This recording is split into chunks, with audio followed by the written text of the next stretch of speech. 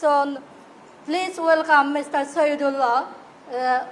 He is a Maulana and teacher, has been engaged in several dialogue with Myanmar, ASEAN and others Rohingya crisis, working toward resolution through the diplomacy.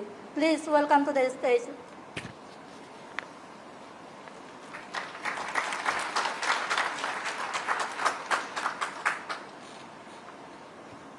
Bismillahirrahmanirrahim.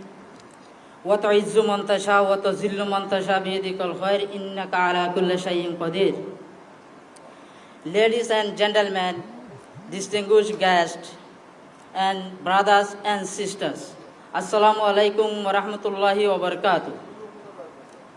I would like to express my thanks to the Bangladesh government and its people for sheltering 1.3 million forcibly displaced Myanmar nationals.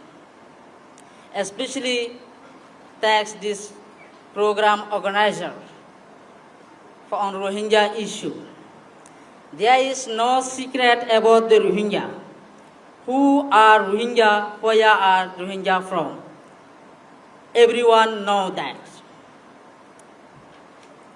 First, I would like to tell about the first wave of genocide on 2017. In 2017, the Myanmar security forces and Buddhist extremists violence crimes on us means this is the first wave of genocide on Rohingya. Its results, 10,000 Rohingya were killed and selected. 108,000 women and girls were raped and gang raped in front of parents, in front of husbands.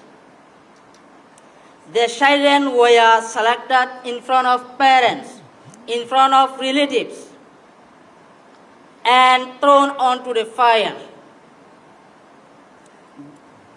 Now, 8 years, what will change the world?